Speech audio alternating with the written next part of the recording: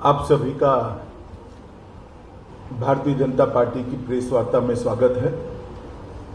मैं थोड़ा शेड्यूल से देरी से आया हूं, इसलिए क्षमा प्रार्थी हूं। सबसे पहले अब शायद 14 अप्रैल के पहले मिलना न हो, इसलिए सबसे पहले आप सभी को बंगाल के नववर्ष की बहुत बहुत शुभकामनाएं देता हूं और बंगाल की जनता को भी आपके माध्यम से बंगाल के नए साल की शुभकामनाएं देता हूं।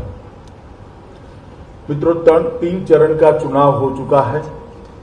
हम चौथे चरण में कल चुनाव में मतदाता अपना अपना वोट कास्ट करेंगे। मैंने जैसे पहले बता चुका हूं, तीनों चरण में भारतीय जनता पार्टी को अप्रत्याशित समर्थन बंगाल की जनता का मिला है।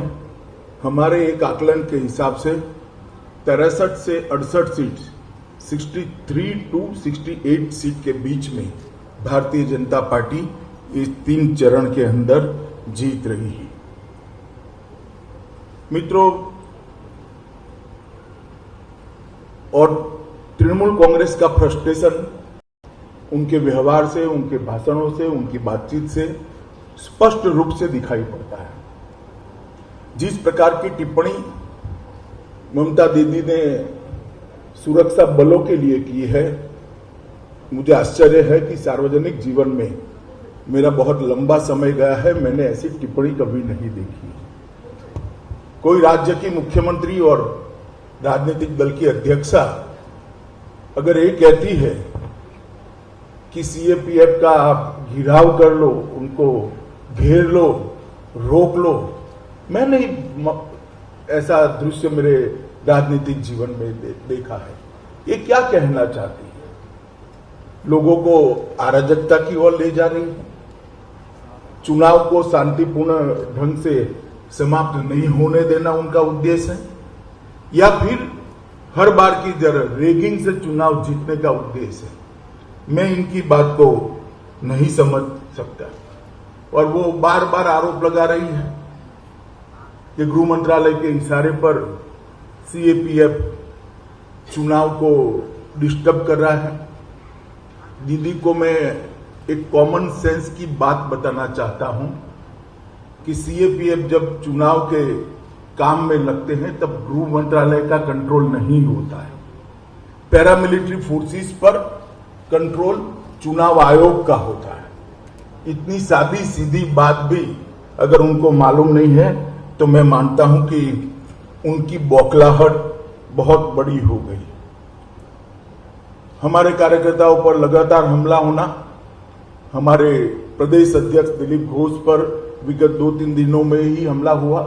कल भवानीपुर में पुलिस स्टेशन के अंदर हमारे कार्यकर्ता बैठे थे, तब उन पर हमला हुआ। और इस हमले के खिलाफ तृणमूल कांग्रेस के एक भी नेता की खंडन की टिप्पणी नहीं है। ये लोग मुख इशारा कर रहे हैं, मौन इशारा कर रहे हैं कि आप करिए। सार्वजनिक जीवन में इतना तो एक आम बात होती है कि किसी भी हिंसा, किसी भी प्रकार की हिंसा होती है, किसी भी राजनीतिक दल के कार्यकर्ताओं पर हिंसा होती है, सभी लोग इसकी निंदा करते हैं, भर्त्सना करते हैं। मुझे लगता है कि इससे भी तृणमूल कांग्रेस अपना आपा खो बैठी है।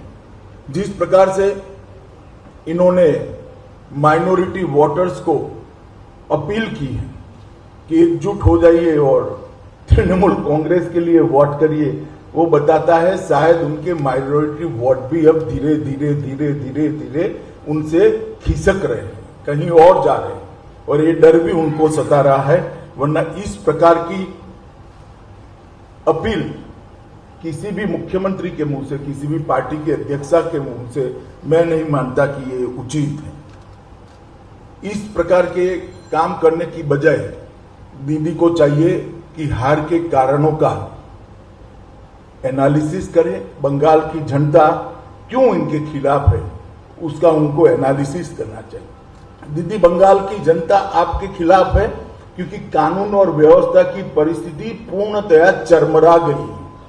बंगाल की जनता आपके इसलिए खिलाफ है कि यहां पर घुसपैठ बेरोक टोक आपने होने दी है। अब तो कलकत्ता में बैठे हुए बंगाली बाबू को भी चिंता है कि 10 साल के बाद कलकत्ता की क्या स्थिति होगी, घुसपैठ अगर इसी तरह से चलती रही। बंगाल की जनता इसलिए आपके खिलाफ है। लाखों करोड़ों जो शरणार्थी आए हैं बांग्लादेश से, उनको नागरिकता देने का कानून मोदी जी लेकर आए। सीएए, आप सीएए का विरोध कर रही है, इसलिए हमारे बंगाल के मतदाता आपके खिलाफ है। तुष्टीकरण की आपकी जो राजनीति रही, इसके लिए बंगाल की जनता आपके खिलाफ है। दुर्गा पूजा में मूर्ति का विसर्जन करने के लिए कोर्ट की सहायता लेनी पड़ती है, सर्कुलर होते हैं, कुछ एरिया में सरस्वती पूजा नहीं होती। किस प्रकार का शासन आपने बंगाल को दिया है, इसको जरा पीछे मुड़कर देखिए। इंफ्रास्ट्रक्चर का खस्ता हाल, इंडस्ट्रियल डेवलपमेंट में जीरो डेवलपमेंट, बेरोजगारी चरम सीमा पर, महिला सुरक्षा के सारे पैरामीटर्स ऊंधे मोह गिरे हुए हैं। सब प्रकार के महिलाओं के खिलाफ के अपराध में 1 से 5 नंबर के अंदर बंगाल खड़ा है। टोलबाजी, सिंडिकेट और भ्रष्टाचार अपनी सभी सीमाएं लांघ गया है। कोल माफिया और गौ तस्करी करने वालों के साथ तृणमूल के पदाधिकारी और वरिष्ठ से वरिष्ठ नेताओं की साठगांठ पर्दाफाश हो चुका है। अब किस आधार पर बंगाल की जनता से बंगाल का वोट मांगना चाहती हैं? ढेर सारी जन कल्याण की योजनाएं जो मोदी जी ने बंगाल के लिए भेजी, उसको आप नीचे नहीं पहुंचने देती है। चाहे आयुष्मान भारत की योजना हो, चाहे प्रधानमंत्री जी ने किसानों के लिए 6,000 रुपया प्रति साल भेजा है, उसकी योजना हो, चाहे ग्रामीण सड़क बनाने की प्रधानमंत्री ग्रामीण सड़क योजना का विस्तार हो, चाहे रेलवे के एक्सपांशन की बात हो, हर चीज में आपने अड़ंगा लगाया है। राजनीतिक दृष्टिकोण से मोदी जी लोकप्रिय न हो जाए, इसके भय से बंगाल के विकास को धीरा करने का काम, रोकने जनता पार्टी का समर्थन करते हुए दिखाई पड़ते हैं। और कई विशिष्ट लोग भारतीय जनता पार्टी में जुड़े हैं, इतना नहीं, पहली बार चुनाव लड़ने का साहस भी किया है। मैं साहस शब्द इसलिए प्रयोग करता हूं कि उनकी फितरत में चुनाव लड़ना नहीं था। कभी वो चुनाव लड़ने के अपने जीवन में सोचे भी नहीं होंगे, परंतु बंगाल की स्थिति देखकर उनको भी लगता है कि अब समय आ गया है, उनको भी आगे आने पड़ेगा अगर बंगाल को बचाना है। कई सारे ऐसे लोग हैं, अर्थशास्त्री अशोक लाहिड़ी जी, वैज्ञानिक गोवर्धन दास, लेफ्टिनेंट जनरल सुब्रतो शाह, हमारे वरिष्ठ लेखक और पत्रकार स्वपन दास गुप्ता, इस प्रकार के कई लोग बंगाल के आज भारतीय जनता पार्टी के साथ जुड़े हैं। और बंगाल का जो डिटोरिएशन हुआ है वो हर पैरामीटर में दिखाई पड़ता है। प्रति व्यक्ति आय में 22वें स्थान पर भारत में है। सकल राज्य घरेलू उत्पादन की वृद्धि में 31वें स्थान पर है। राजस्व की वृद्धि, रेवेन्यू की इंक्रीज में वो 10वें स्थान के नीचे है। उद्योग क्षेत्र के जीएसवीए में 20वें स्थान पर है। और देश में जो कंट्रीब्यूशन बंगाल का जीडीपी में 30% था, वो घटता घटता घटता 3.3% पर आ गया है। यही बताता है कि बंगाल की स्थिति कितनी खराब है।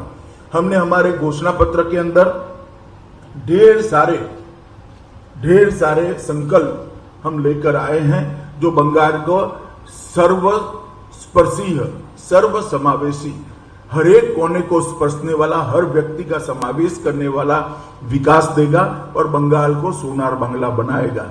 जहां तक आर्थिक विकास की बात है, हमने सोनार बांग्ला आर्थिक पुनरुत्थान टास्क फोर्स का गठन करने की बात करी है, जिसमें देश के जाने माने अर्थशास्त्री होंगे जो आगे बंगाल को कैसे ले जाना इसकी रणनीति तैयार करेंगे।